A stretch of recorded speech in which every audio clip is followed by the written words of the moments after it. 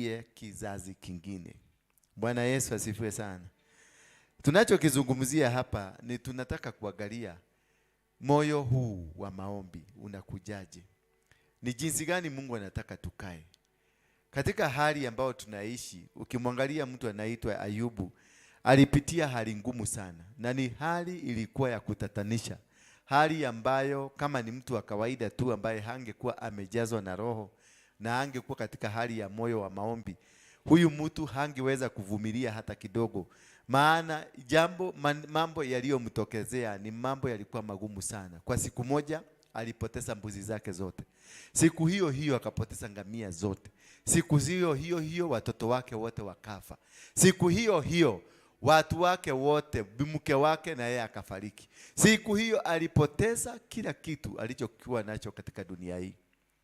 Na yote haya, licha ya kupoteza haya vitu zote, bado aliendelea kumsifu Mungu.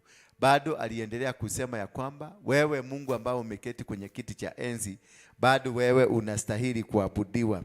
Maana kuna kitu kilikuwa ndani yake ambacho kilikuwa kimeweza kumuashirisha ama kumpelekea kuelewa maana ya kuwa katika hali ya Mungu, maana ya kuomba, maana ya kukaa katika safari ambayo Mungu anaitaka ni ipi. Maana wakati uko na imani kamili na unasimama kidete na unasimama na njia za Mungu, basi chochote ambacho kinakuja mbele yako hakikuangi kitu ambacho kinaweza kukusumbua katika akili yako. Hakikuangi jambo ambalo linaweza kukuteza, maana unaelewa. Na kuelewa huku lazima upitie kwa maombi. Kwa hivyo moyo wa maombi unapokuwa katika ile siri ya kuomba na kuelewa ni jinsi gani tunafaa kuomba. Ukielewa ni jinsi gani ambayo unafaa kuomba, basi naye Mungu atakupatia ufunuo. Maana kuna vitu vitatu ambavyo vinafanyika katika binadamu wale ambao wanaomba. Kuna kitu kimoja kinafanyika, ufunuo unapatikana. Bwana Yesu asifiwe sana. Ndio unaona huyu Yoeli anawauliza, wa siku zenu kulitokea jambo kama hili? Maana kumekosekana hata ufunuo. Kumekosekana hata watu kuelewa ni jinsi gani Mungu, ni jinsi gani tunafaa kumwabudu Mungu, ni jinsi gani tunafaa kufuata njia na sheria za kiungu. Maana tumekosa mwelekeo wa kujua ni vipi tunafaa kumwabudu Mungu wakati fulani na wakati mwingine. Maana si wakati wote tunafaa kumwabudu venye ulimwabudu, sivyo unafaa kumwabudu leo. Kwa maana kuna kitu tofauti kimetokea leo. Tena kuna njia tofauti. Kuna njia ya watu ambao wanaitwa intercessor. Na huyo intercessor ni mtu aliyetengwa na Mungu kwa ajili ya binadamu wale wengine. Na kwa hivyo kuna vitu ambavyo intercessor anafunuliwa ambavyo si watu wote wanafunuliwa. Ana mtu anaweza kuwa na wewe kanisani ama kule nyumbani na aonyeshwe mambo ambayo unayapitia. Aonyeshwe mambo ambayo mchungaji anapitia. Aonyeshwe mambo ambayo watu wanapitia. Lakini watu wale wengine wote wanafichwa kwa sababu hii jambo linakuwa tu kwa sababu yake ndio aliobea. Na unakuta wakati mwingi hawaambii watu hii ndio kitu naobea, maana ni siri. Kwa hivyo katika hali ya maombi ukiomba, kuna siri ambazo zinakuja kwako, hazikuji kwa watu wengine. Bwana Yesu asifiwe sana. Wanapopanga kukumaliza, wanapopanga kukupangia maovu, kuna kufunuliwa, utafunuliwa ambako watu wengine hawatafunuliwa. Wanapopanga jambo ambalo si la kawaida, utakuta kwa kigafura kuna jambo utaelewa. Hata wakifikiria kufanya kitu, utakuta unaelewa kuna kitu kinapagwa na kuna kitu kinafanyika mahali fulani. Kwa hivyo hali hii ndio inachangia kuja kuelewa ya kwamba kuna vitu vingine haviwezi kutoka katika maisha yako. Kuna mapepo hayawezi kuenda, kuna ngome haziwezi kuondoka mpaka ukeshe na uombe na hata zaidi ufunge. Bwana Yesu asifiwe sana. Kwa hivyo kuna njia ambayo, kuna vitu ambavyo haviwezi kutoka hadi ukakesha.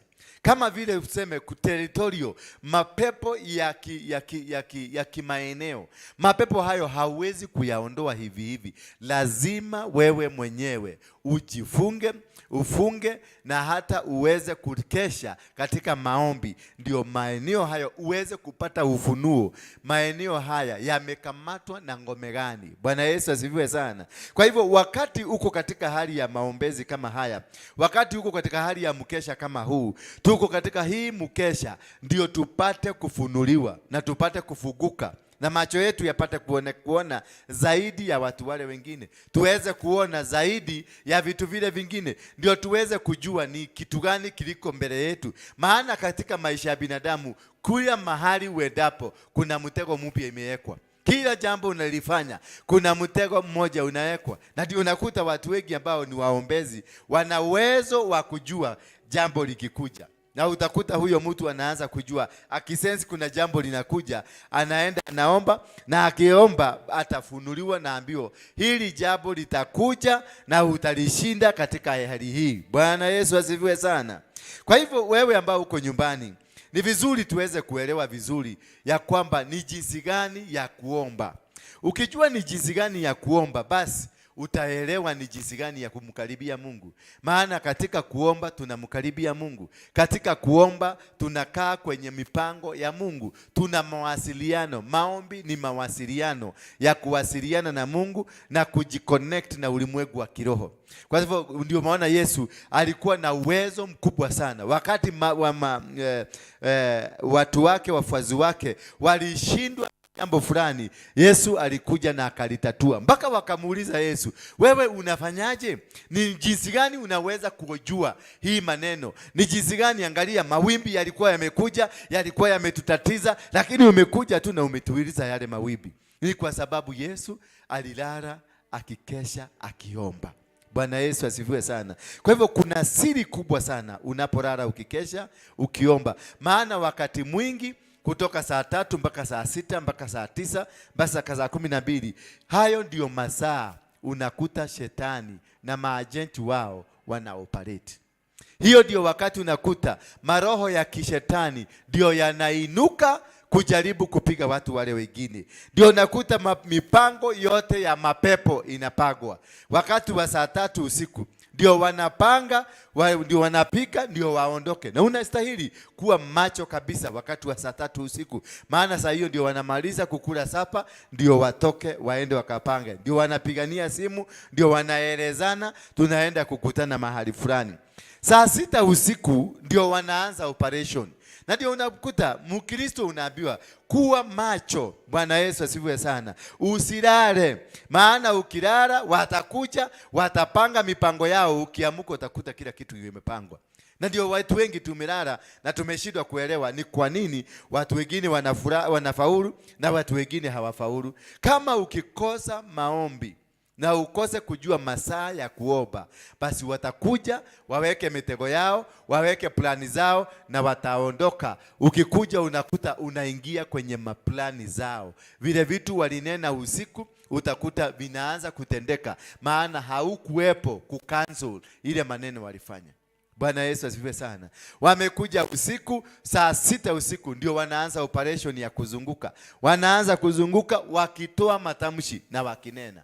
Wakitema hii maeneo tumeikamata, wakisema mashamba hii tumekamata, wakisema makanisa tumekamata, wakisema masoko tumekamata, maduka tumekamata. Huo wakati ndio na wewe unastahili kuwa macho, ndio uweze kuangalia na kujua hakika hawa watu wameanza kupaga. The moment you come to know that they have started planning, that is the time you cancel. Una cancel movement zao zote. Una cancel njia zao zote. Una cancel kila kitu wamesema. Kama walisema kinyume cha kitu, una cancel hiyo kitu. Kama walisema mtu atakufa, una cancel hiyo kitu. Kama walisema biashara itaanguka, that is the right time ya kucancel. That is the right time you rise and raise a prophetic word, a prophetic prayer against those people ambao wanazunguka usiku. Na hiyo wakati ndio hatufai kulala. Saa 6 kila mtu anafaa kuwa macho. Unaamuka, unanena jambo la kucancel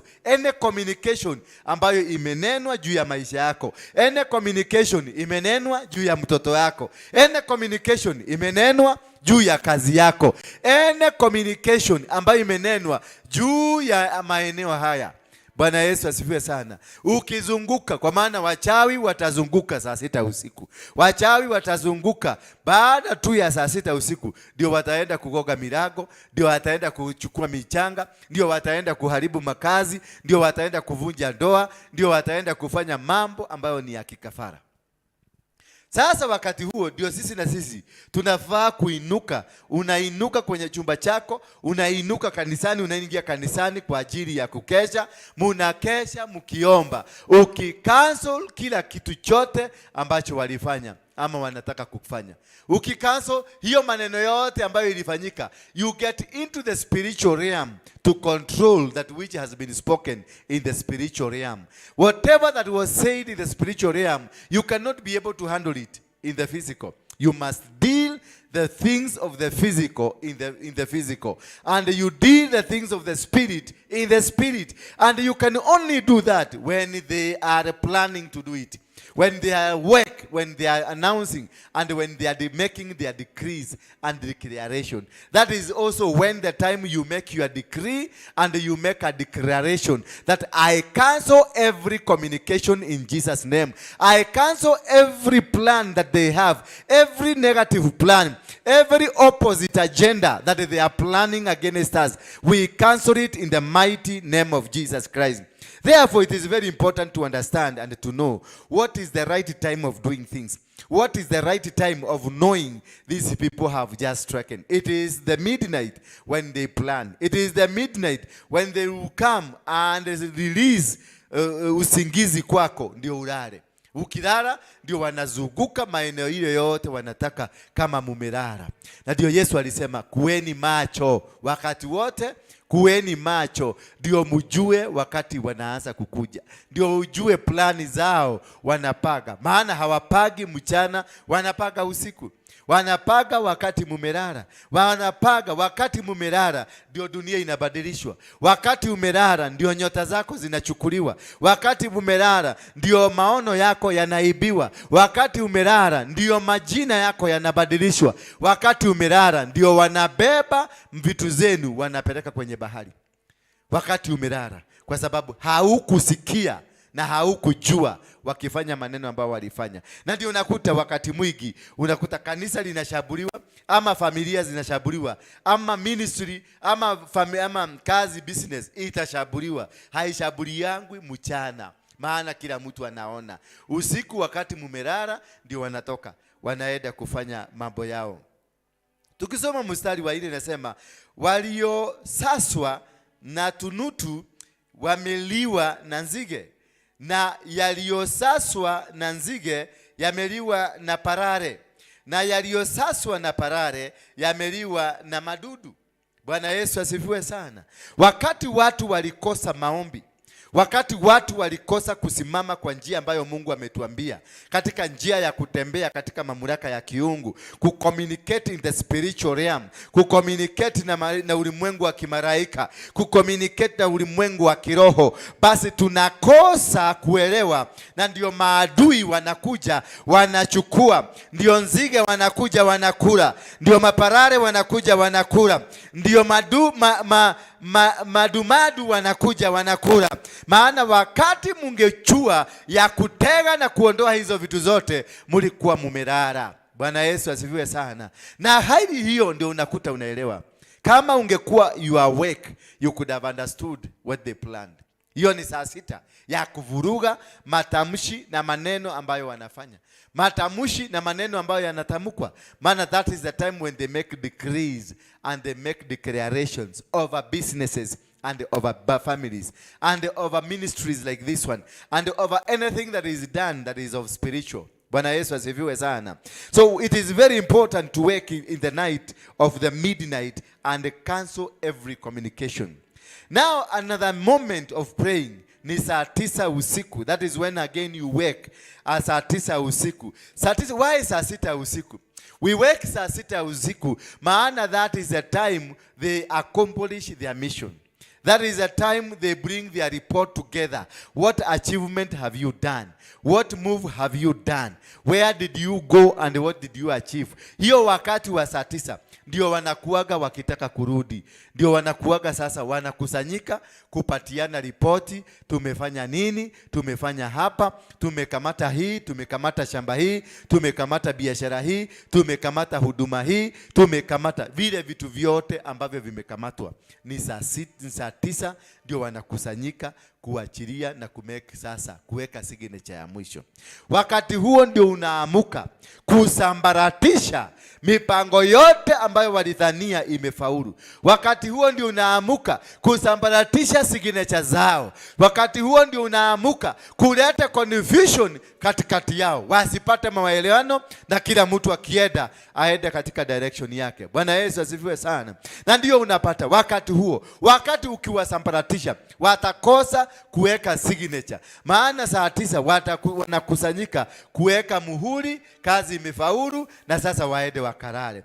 Kitu yote ambayo imewekwa muhuri ni kumaanisha imekamilika. That is the time to make sure you disorganize them, you displan them, you disperse them, na unawasambaratisha katika jina la Yesu Kristo. The moment you know that, saa 9 ukiharibu connection zao na rubber stamping yao na achievement zao na raha yao, basi utakuwa saa 9 uliwavuruga, saa 6 uliwazuia kuingia katika hali hiyo, na saa 9 umevuruga chochote, chembe yoyote ambayo inaweza kulete kukamilifu ama kufanya kitu kionekane kama kilikamilika. Saa hiyo ndio unavuja ukamilifu wowote wa kishetani katika maisha yako. Unategua chochote wametega.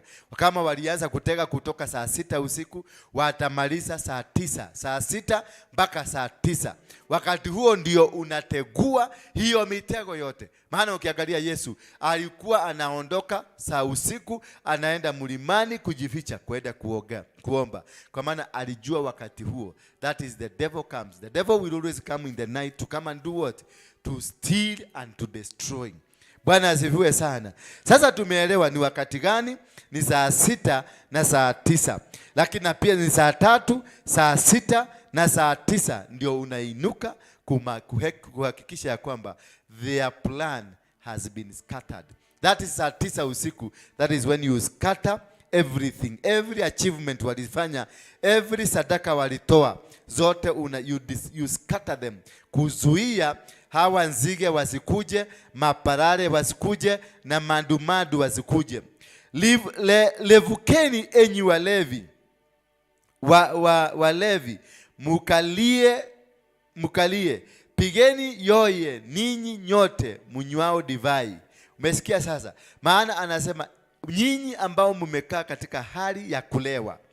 Ni kwa sababu wakati umelewa, ukikunywa mvinyo, unalewa, unapoteza fahamu zako. Unapopoteza fahamu zako, maadui wataweza kukushambulia. Ukiangalia wale wazee wengi wamewekewa kamchele wakiwa walevi. Wale watu wengi wamenyang'anywa vitu vyao, wamenyang'anywa wakiwa walevi. Wale watu wengi wamenyang'anywa wake wao ama wamefanyiwa madhara wakiwa walevi. Kumaanisha katika hiyo hali ya kusinzia inalinganishwa na hali ya ulevi. Maana unajiona ni kama unajiona ni kama unatembea, unajiona ni kama una uhalisi fulani, lakini katika hiyo hali ya uhalisi huo unashindwa kujua ni jinsi gani adui ameingia. Na ndio nabii katika kanisa kama hii, mnakuwa watu wa kuangalia sana. Ni jambo likitendeka, you be awake, mnavuruta elio. Kwa sababu kitu kikitendeka, hakitendagwi na watu wa nje, kinatendagwa na watu wa ndani. Kwa sababu shetani akitaka kukumaliza, hatatumia mtu wa nje, atatumia yule mtu anakujua. Shetani kama ako na mpango, hatatumia mtu wa mbali sana, atatumia yule mtu ambaye yuko karibu, ni kuhakikisha wamekukamata. Kwa hivyo hata katika hali ya ulevi, ni kuroho unarushiwa, roho ya kulala, roho ya kukosa maombi. Wakati umekosa nguvu ya kuomba, unakuwa katika mlevi, katika ulimwengu wa kiroho.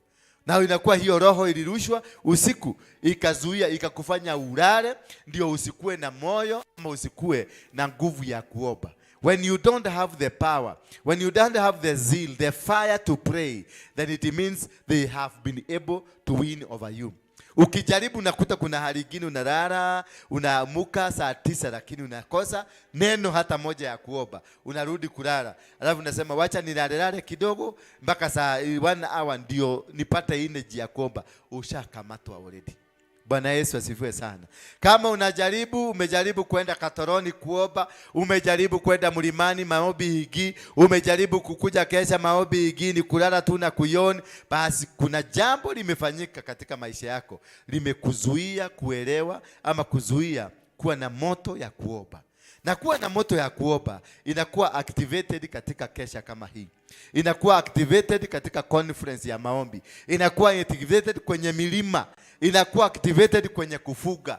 Inakuwa activated kwenye kuingia na kuzama katika ulimwengu. Maana maombi yanazuiliwa, na yanazuiliwa sana sana saa 6. Wanakukamata kwa sababu wanajua Mkristo anafaa kuamka saa 9. Kwa hivyo watakukamata na wakulalishe mpaka kesho. Na wakati wa mwingine ambao unafaa kuelewa sana ni wakati wa kwenda kuamka saa 12.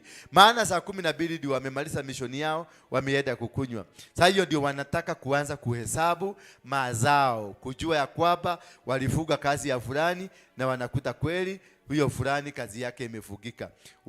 Waliua mtu fulani na unasikia mtoto yake amekamatwa na ugonjwa, amepelekwa hospitali na ameenda amepata mambo ambayo sio mazuri, ripoti ambayo sio mzuri.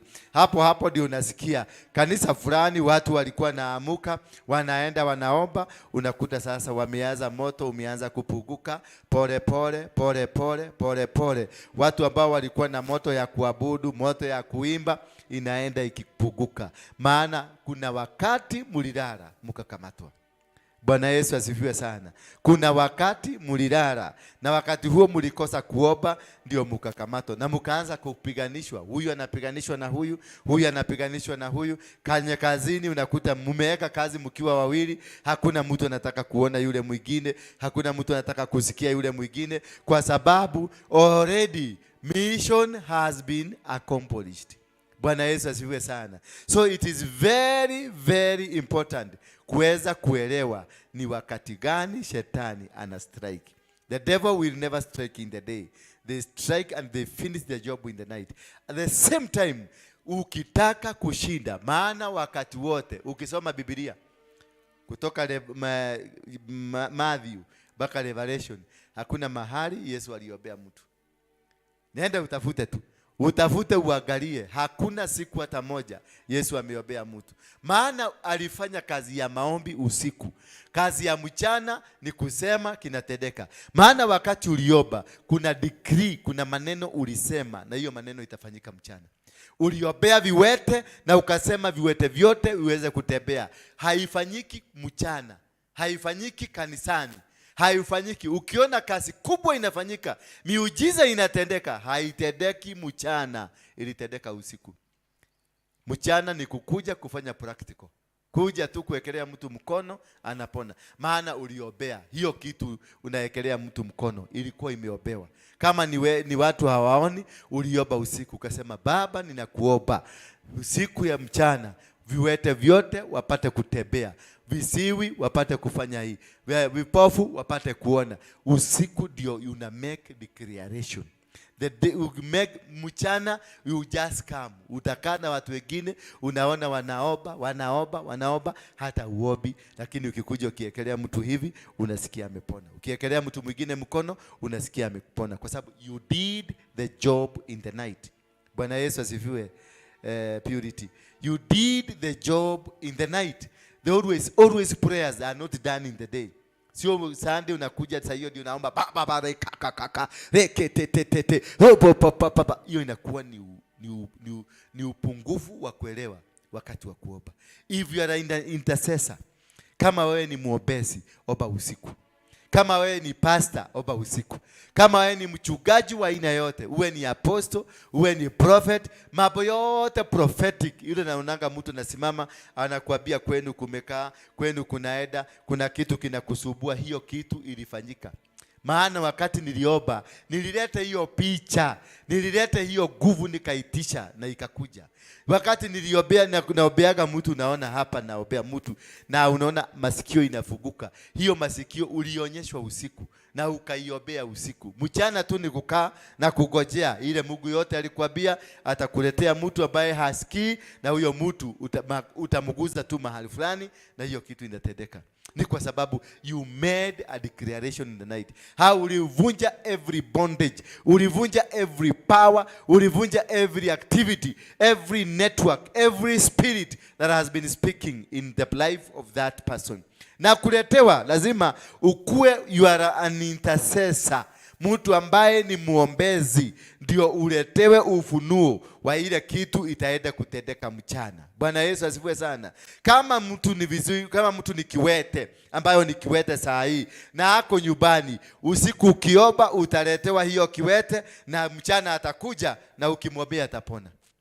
Na utakuwa na confidence. Ndio naonanga wale watu ambao wanaomba usiku wako na confidence ya kusema katika jina la Yesu Kristo nasema uamuke, na unaona naamuka kwa sababu kuna declaration ilifanyika usiku. Kuna mipango ya shetani ilinasuliwa. Kuna mipango na network za shetani zilikatwa. Kuna mapepo na kuna madhabahu ambayo ilikuwa imewekwa ya kukamata purity, unainenea usiku. Mkikutana na purity tu ukimsalimia mapepo inatoka. Kwa sababu walinena usiku, na katika ile kunena usiku ndio walimake covenant. Na katika kumake covenant, na wewe kama ulikuwa awake, ukakanzo hizo covenant, ukamake covenant na Mungu hiyo usiku ya kusema ninamfunika purity na damu ya Yesu, ninakava kazi yake, ninafunika kazi yake, ninafunika familia yake, katika mahali mote analala ninapafunika kwa damu ya Yesu Kristo. When it comes the day, purity atafaulu. Kila kitu ataguza kwa mikono kitafaulu. Kwa sababu already kuna seal ilifanyika. Already kuna covenant ilifanyika. Already kuna agano mulifanya na Mungu, na akakuhakikishia ya kwamba I will make it, it will come to pass. Hallelujah. Maana taifa limepanda juu ya nchi yangu, lenye nguvu tena halina hesabu. Maneno yake ni kama meno yake ni kama meno ya simba. Kwa nini maadui wamekuinukia?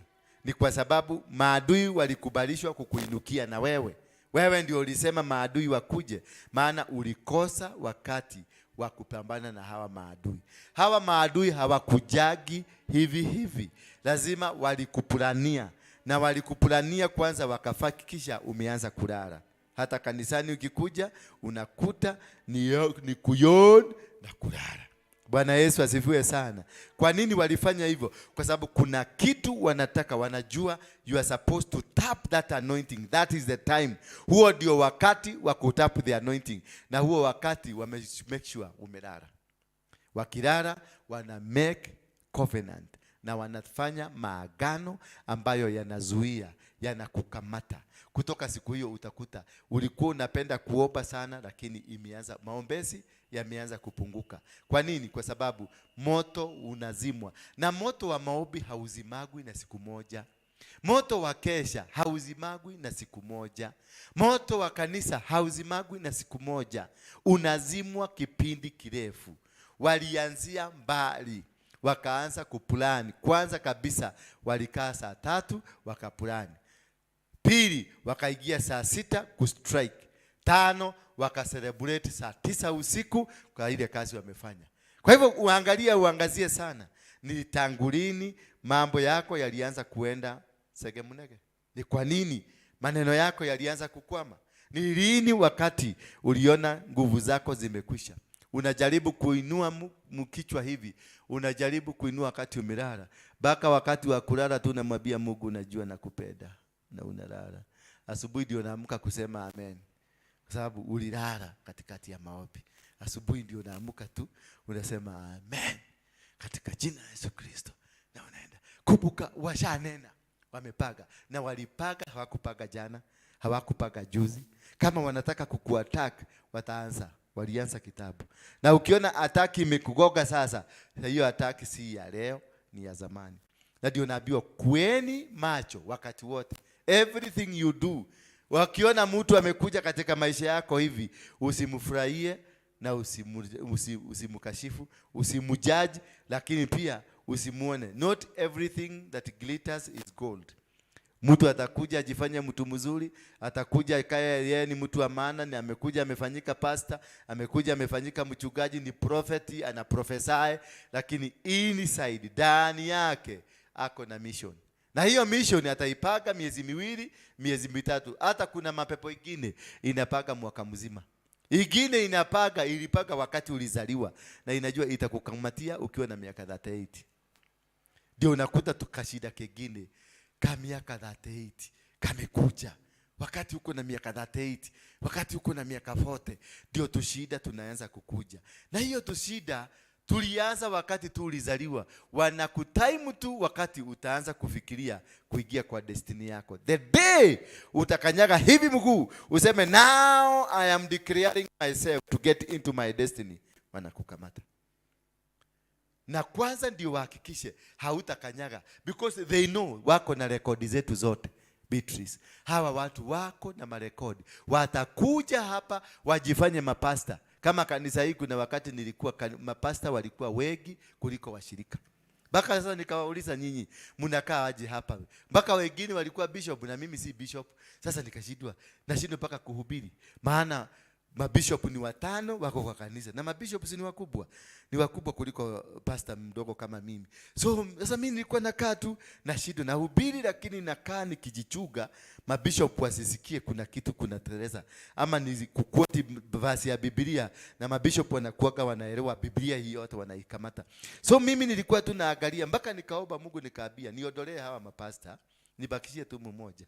Kwa sababu sihitaji mapasta, nahitaji akina Purity, nahitaji akina watu wengine hapa ambao si mapasta. Kwa sababu sasa ukikaa na mapasta kanisa mzima sitakuwa afadhali. Sasa itakuwa wewe ule amuke ahubiri leo, huyo mwingine ahubiri hiyo ingine, because there is nothing new.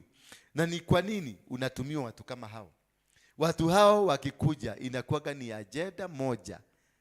Inaweza kuwa ajenda ya Mungu na inaweza kuwa ajenda ya shetani. Wanakuja wanakaa hapa.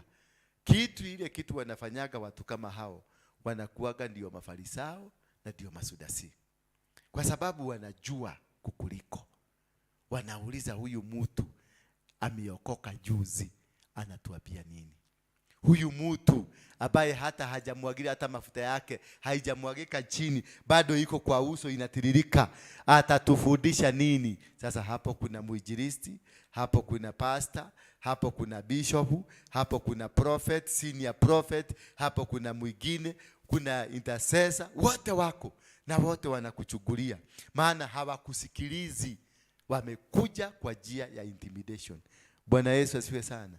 Wale walikuwa naitwa Wasudasi na Mafarisayo, si eti hawakuwa wanajua Mungu, walikuwa wanajua Mungu, lakini walishindwa. Yesu atawaambia nini? Kama mtoto wakamelelewa hapo tu amekaona, kama mtoto kama mtu wa kupiga rada, mtu wa bao, kama mtoto alafu tena kamesemekana si kama mtoto kakuzaliwa hali ya kawaida, ni kama mtoto kamezaliwa na njia nyingine ambayo haieleweki vizuri. Na wakiangalia kwenye vitabu hakuna kitu kama hiyo imeandikwa. Wakiangalia kutoka Chronicles zote, hiyo vitabu zote, hakuna mahali kumesemekana ati kutazaliwa kama mtu kama hako, ama kwa mtu katakuja ati nika Roho Mtakatifu, ati ni malaika, ati ni nani, itaenda hivi. Sasa walishangaa, huyu mtoto atatuambia namna gani? Lakini hawakuweza kutabua, maana hawakuwa katika ulimwengu wa kiroho kuomba, kupata ufunuo na kujua huyu mtu ani mtu aina gani. Kwa hivyo mnaweza kukaa na mtu hapa na ukose kumuelewa, ukuje kumuelewa wakati amekuacha. Bwana Yesu asifiwe sana. Wakati amehama, ameenda kwingine, ndio utakuja kuelewa kumbe huyu tulikuwa na yeye ni nabii. Kwa sababu unaweza kuja unakaa na mtu hapa, mpaka wakati umefika, wakati umemzoea, hata akisema kitu hasemagi, aende jingine ama aende kaunti nyingine, ukute kule anakubalika kwa njia kubwa sana. Mkiwa hapa unatazama tu kwa runinga unashindwa, huyu ni yule tulikuwa na yeye.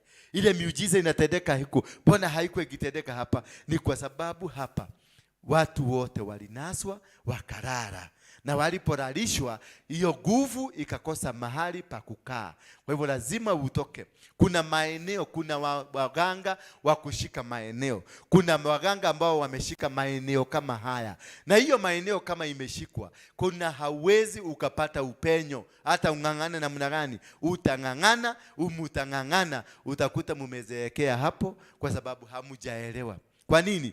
Kwa sababu tulikosa wakati wa kuomba. Bwana Yesu asifiwe sana. Ndio unaona kanisa zimekaa. Unakuta kanisa itajaa leo, ukikaa siku nyingine 5 kanisa haina watu. Kesha itajaa leo, ukikaa siku nyingine 10 hakuna kesha, watu hawako. Kwa nini? Kwa sababu kuna nguvu fulani inatembea.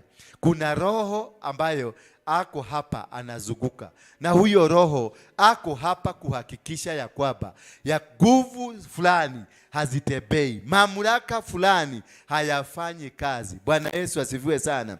Therefore ni lazima tuweze kuelewa na kujua ni nini kinatendeka katika kanisa hii. Lazima tuelewe na tujue ni nini kinatendeka katika maisha yako. Lazima tujue na tuelewe ni nini kinatendeka kwenye biashara yako, ndio upate kuelewa kama ni wewe ambaye uko na makosa, ama ni wewe maeneo ambayo uko na makosa, ama ni wale watu mko na wao ambao mwako na makosa, ama wamekamatwa. Bwana Yesu asifiwe sana. Therefore once you will be able to understand maeneo ambayo huko ndio imekamatwa, lazima hauwezi ukajua hiyo kitu kama hauombi. Lazima uombe ndio ufunuliwe, uambie ni nani wanatawala, uambie who is the king, ni mapepo gani inatawala katika eneo ile huko. Na hauwezi kujua hivi maana ajenda walijua wakati uliingia tu, walijua kwa sababu wewe unalalaga. Wao walijua fulani amekuja na fulani amekuja kuvunja ngome zetu. Kwa hivyo ile kitu watahakikisha ni kumhakikishwa wewe hautaamuka, utakuwa ukilala wakati wote, utakuwa unalala tu. Usiku unalala, wakati wanazunguka kutoa declaration kuzunguka huko, wewe umelala. Kwa hivyo hakuna siku Beatrice utaelewa ni jinsi gani ya kujinasua. Kama ni biashara, unaangalia biashara hii ni kwa nini haiendi, hairudi, iko tu imestagnate, kwa sababu kuna haujaelewa ngome ambazo na nguvu ambazo zinanena katika maeneo hale. Kwa hivyo lazima uelewe. Unaweza kuwa na familia, na hii familia yako badala inakuwa stagnated somehow. Hapo lazima uelewe, na ukielewa hiyo maneno yote ambayo inafanyika in your family, lazima ukuwe mtu wa kuomba. If you fail to pray, you will not be revealed. Mambo yote inakuwa revealed to those who pray. If you don't pray, then there will be no revelations to understand what kind of a demon you are fighting. What kind of a demon that imekukamata. Kwa sababu unaweza kuwa Beatrice, wewe ni mhubiri, unahubiri vizuri, unanena mpaka watu wanakupigia makofi, lakini tukiangalia matunda yako hakuna. Kwa sababu Biblia inatuambia katika Genesis 28, inatuambia be multiply and be fruitful. Kama you are not multiplying and you are not being fruitful, then you are not blessed. Because the Bible says, and let's make the man, a human being or a person who is like us. And they made a person like him. Then what happened? Na akasema, and he blessed them. Bwana Yesu asifiwe sana. So, and when he blessed them, he told them another command, that be fruitful and what? And multiply. If you are not multiplying in your life, if nothing is happening in your life, then there is a serious mistake in your life. Because when he said multiply and be fruitful, it is a spiritual way of life. He was talking about the spirit. Ingia kwenye ulimwengu wa kiroho, muanze kuzaana. Because he related you to a seed. When you be fruitful and multiply, it means that you are a seed that is supposed to germinate and multiply and produce. If you are not producing, then kuna kitu kimetokea katika maneno. Na hivyo akasema namna gani? Akaendelea kusema ya kwamba I have given you dominion over the sea, over the air and over the land. Meaning mapepo na nguvu zozote za maeneo yoyote yanafaa kuwa chini ya mamlaka yako. Na akasema subdue the earth. Hallelujah. Bwana Yesu asifiwe sana. If you are not able to take dominion, kama unashindwa kujisahimili nguvu ya kulala mpaka uende uoge macho ndio upate nguvu ya kutokulala. Ni kumaanisha kuna kitu kinatawala maisha yako, na hiyo kitu lazima ukivuje. Wewe labda unategemeaga kukutana na mchawi, ama unategemea kukutana na watu katika biashara yako. Kumbe hata kulala, it is a disease that is from the spirit. Bwana Yesu asifiwe sana. If you don't have, God has given you dominion and God has blessed you. And when a blessed man, the Bible says, mtu yote ambaye amebarikiwa, there is nothing wrong can go against anything. There is nothing that can go against him. Kama umebarikiwa, umebarikiwa. Wakikuyu wanasema mbudu murathime ni murathime na darumekaga. Ilifika wapi ikakuta you are unable to dominate. Kama you are not domineering katika maeneo haya ya Mudhurwa, ama maeneo ya Makongeni, ama maeneo ya Nairobi, ama maeneo ya Kenya, usitarajie ukienda Amerika utaenda kudominate. Hakuna kitu utadominate. You must conquer the demons of the territorial demons. Once you conquer the territorial demons, uchakula ya hapo utapata, matuda ya hapo utapata, mudongo ya hapo itakukubali. But if you fail to control the territorial demons, ujue hakuna mahali utaenda. Hata utoke hapa ukienda Amerika, wanahama na wewe, wanaenda wanakuambia sisi ndio hapa, sisi ndio hapa, tuko hapa. Kama kwenu umetoka Murang'a, na Murang'a ni kule kwa Jigas, na Jigas ni representation ya poverty. Bwana Yesu asifiwe sana. Jigas ni representation ya poverty. Kama umetoka huko umeenda Amerika, hata Amerika utafanya kazi lakini haina matunda. Uende Qatar na uende Saudi Arabia, utafanya kazi na hiyo kazi haina matunda. Hata ukuje ni kupeleke ndani ya city, inaitwa Central Bank, kule notice zinatengenezwa, utakuwa unapata shilingi milioni 1 mshahara, lakini ukimaliza siku 2 maile masida inakukuta, hiyo milioni 1 unashindwa iliendaga wapi. Bwana Yesu asifiwe sana. So there is prayerful, being a prayer warrior. It will bring you to revelation to understand what kind of a demon that is dominating you. Well, is it a territorial demon? Is it a conventional demon? It is a forest demon? It is a roundabout demon? Is it a stagnation demon? What kind of a demon ambayo imekukamata? Is it a generational curse? Is it a spiritual sin? Is it the sin of the blood? What is this that has been dominating me? Once you be able to become a prayer warrior, if you are prayerful, God will reveal to you and tell you. And the blessings will come out of praying. Mtu kama Ayubu, his blessings came because of praying for others. Therefore, a prayer warrior ama an intercessor does not pray for yourself. You pray for others. Unaombea. Na kuna baraka zinakujaga. Kuna vitu ambavyo unaombea watu. Ukiendelea mimi, ukiendelea kuniombea, kuna baraka wewe Mungu ataachilia. But you don't need to ask. A prayer warrior is not selfish. An intercessor is not a selfish person. Si mtu wa kujiombea, si mtu wa kuombea doa zake, si mtu wa kuombea anataka kuniboma, si mtu wa kuombea anataka kukaa hivi. Lakini huyo mtu anapoomba, anaomba maombi ambayo si ya kibinafsi.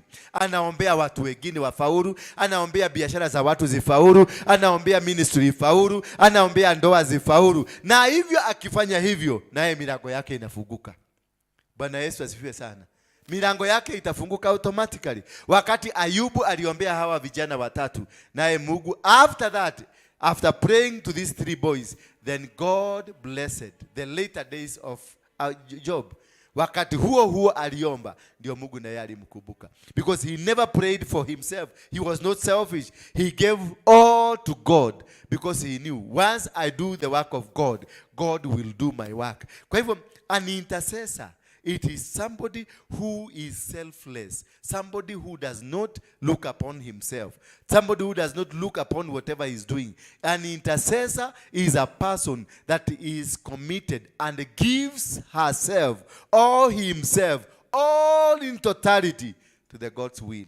Praise be the name of God. And that is why, and that's why you see, intercessors, wale ambao ni genuine intercessors, ndio wanapataga siri nyingi za wachungaji.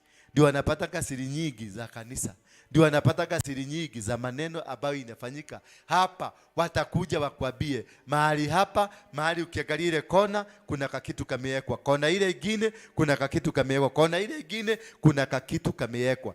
In that situation, because you are a prayerful person. Wakati Yesu alitoka mlimani, when you prayerful, there is demon you conquer. You conquer Lucifer himself.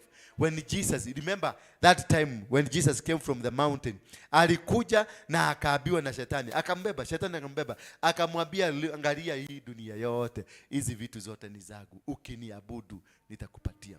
But because of the revelation ya kuwa this is Lucifer and God is the owner of everything, Jesus was able to conquer any agenda that was laid by the devil. Moses the same, alitokelezewa the same, but he was able to conquer because alikuwa mtu wa maombi. Na alikuwa mtu, wakati Hana aliomba, akaomba, akashift maombi yake, akaibadilisha. Immediately alipoibadilisha, Mungu akamtokelezea na akajibiwa maombi yake. Kwa hivyo kuna dimension ambayo unafaa kuingia ndani yake. Ukiingia ndani ya hiyo dimension, basi Mungu atakutokelezea. And the revelations zitaanza kukuja, maono yataanza kukuja, kwa sababu sasa umeconnect na ulimwengu. Anything that is spiritual must be connected in the spiritual way. Ile plug ya kuconnect kila kitu is a spiritual plug. Therefore you must be able to be a prayerful. And that is why I'm asking, and I will be asking everybody, from now henceforth, let it be a strong team that will continue praying selflessly. Don't even pray for yourself. Pray for others. God will answer your prayers.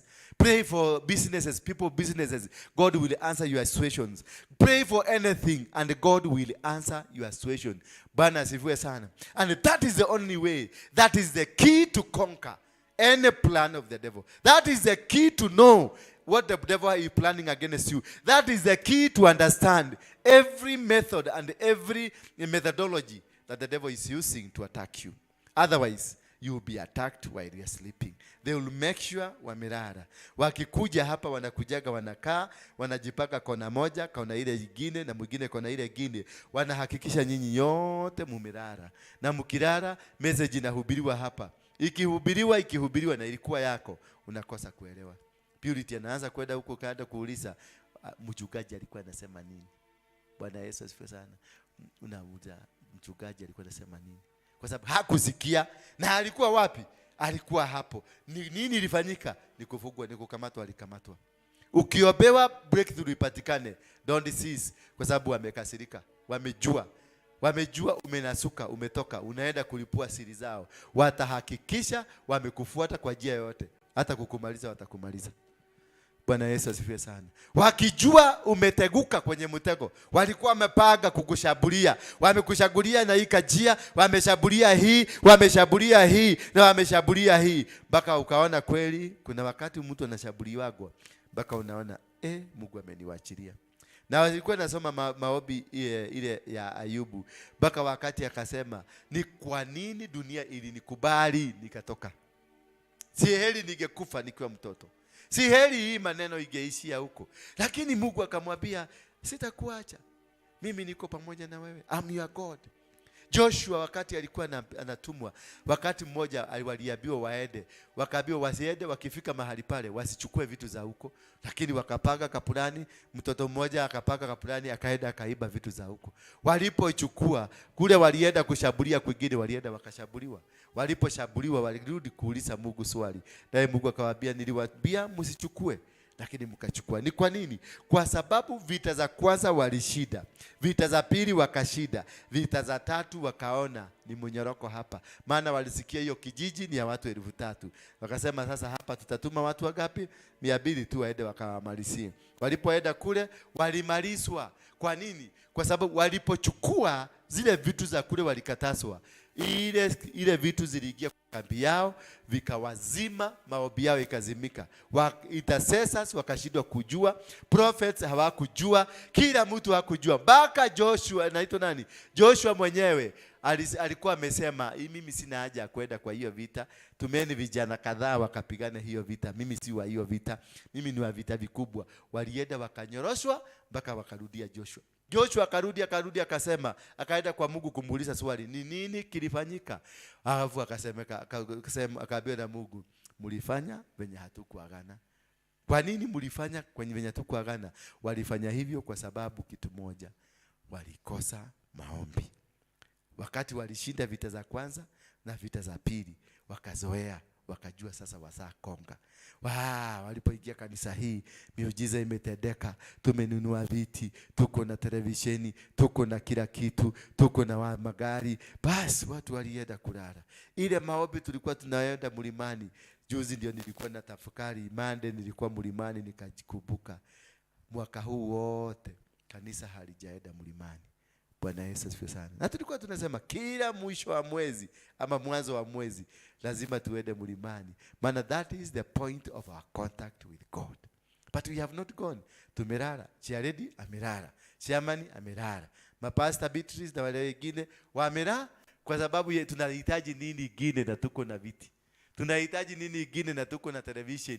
Tunahitaji nini ingine na tuko na magari. Tunahitaji nini ingine na tuko na mkeka ya girini mzuri. Tunahitaji nini ingine. What are we looking for? Then that is the point you are hit. Wakati mlisema what are we looking for? Tuko nazo. Tulikuwa tunaombea viti zimekuja. Tulikuwa tunaombea television imekuja. Tulikuwa tunaombea tuko tuzuri tumekuja. Now unaanza kusinzia. Na shetani anakuconvince, anakuambia indeed you don't need. When God provides you, amekupatia na ka breakthrough kadogo, that is the time to pray. The day you find na ka breakthrough kametokelezea, go pray. Because wamejua ule mtego walikuwa wamekuweka. Kile kikapu walikuwa wamekuweka ndani, umechomoka. Wale walikuwa na kuchuga, ndio hao wanaambiwa nendeni mrudishe huyo mtu.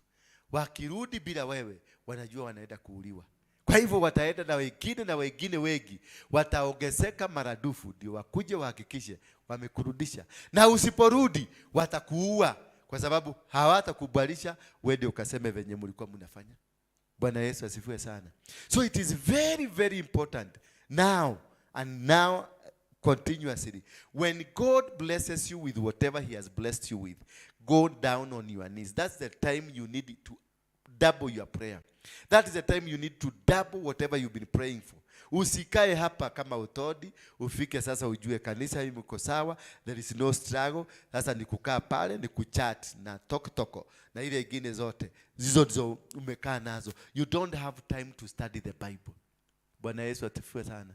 Sijakuta moyo wa maombi. Unakuta asubuhi zamani tulikuwa tunaamuka, utodi alikuwa nakujaga saa 12, saa 11 amefungua hapa, ni maombi. Rukatarala baba. Wengine walikuwa wanalala hapa wakiomba. Wengine walikuwa nafanya nini wakiomba. Nowadays tulivika. Kanisa imejulikana, iko na TV. Kanisa imekaa mzuri. Sasa sisi ni wakubwa, labda kina Purity ndio amekuja juzi ndio au tumutu twakuomba. Bwana Yesu asifiwe sana. That is the day we failed. Bwana Yesu asifiwe sana. Wakati nilikuwa mlimani, Mungu akaniambia, the day the church failed ni wakati mlianza kuzoeana, na mkazoea madhabahu, na mkazoea mafuta, na mkazoea neno. Mkakuwa sasa nyinyi hamuda haja na neno sana, kwa sababu the previously nilikuwa naona kila mtu ako na kalamu na karatasi anaandika. Nowadays hakuna mtu ako na shughuli, na ukitoka pale uulize ni nini imehubiriwa, nobody knows, because wamezoea huyo pastor. Lakini kama sasa nikaita pastor mwingine hapa akuje mgeni, hata kusimama mtasimama kwa juu ya viti, mkisema amen, tunapokea, mnapokea vizuri. But si kupokea, unakuta ni maroho ya kishetani na upaleti ndani yenu. Bwana Yesu asifiwe sana. So God has been warning me, na nimekuwa nikiambiwa fanya hivi, waambie watu wakae hivi. Na umeona juzi nimeanza kuwa na nakemea mtu life, kwa sababu nimeambiwa hauna kanisa na kanisa limeisha. Kwa nini? Watu wote wamelala. Nilionyeshwa kila mtu. Tulikuwa kwa kichaka, tulikuwa mahali, tulikuwa tumeenda kuomba. Kwenda nikaambiwa na Mungu, tembea uangalie. Nikapata mahali Shiaredi alikuwa amelala anangorota. Nikakuta Beatrice ako chini huko kwa mto ako karibu kubebwa na maji, na hiyo maji inapita ni mingi, na ni kungorota na ngorota. Nikakuta otodi naye huko chini ni kucheza, wanacheza ile Babrigan number 28 I went for a walk but now under break. Bwana Yesu asifiwe sana. The people na hao ndio niliambiwa, hao ndio maaskari wako na wamechukuliwa. Beatrice amelala kando ya mto, na hiyo kimuto kilikuwa kinaleta maji inaongezeka, na ako hapa tu, nguo yake hata imeanza kuloa maji na hasiki. Alikuwa anangorota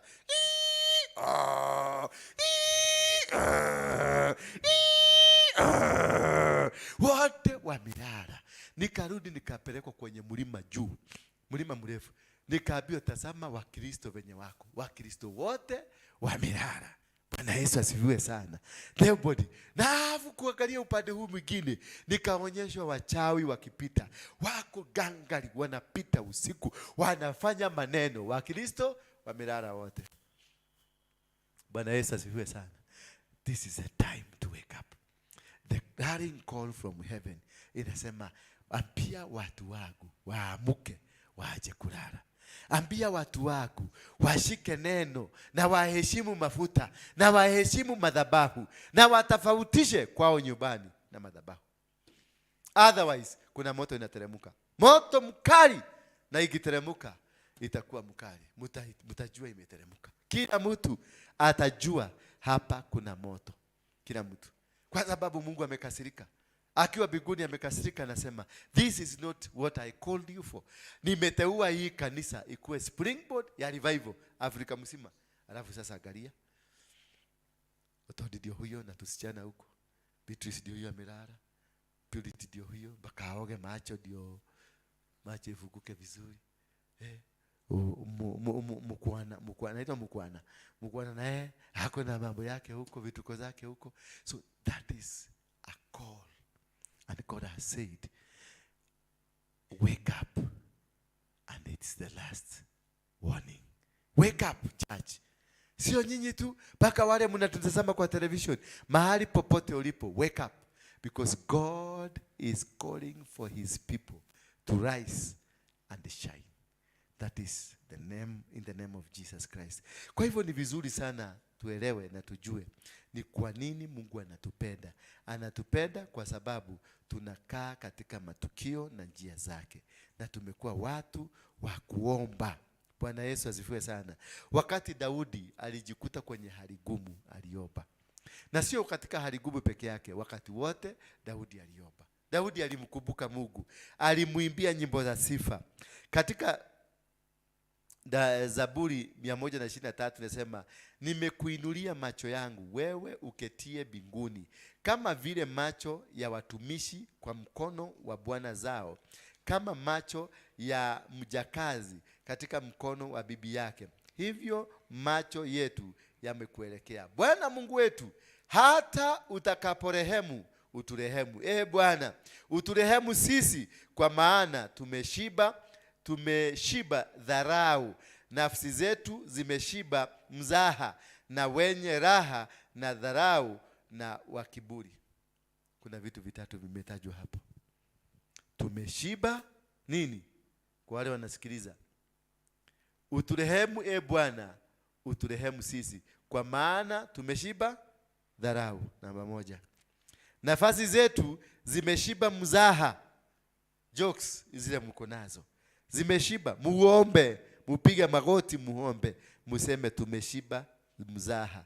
Na ya tatu, tumeshiba kiburi. Mukatae madharau, mukatae mzaha, mukatae kiburi, na mupige magoti chini, muambie Mungu tumekataa hii. Mwambie Mungu tumeshiba hii kiburi yetu, na tumeona hakuna mahali inatupeleka. Tumeshiba ile mzaha tumekuwa nayo hapa kanisani, imeisha. Na mkitubu hivyo, mtarudi kwenye mikono ya Mungu. Na nalifurahi waliponiambia na twende nyumbani kwa Baba.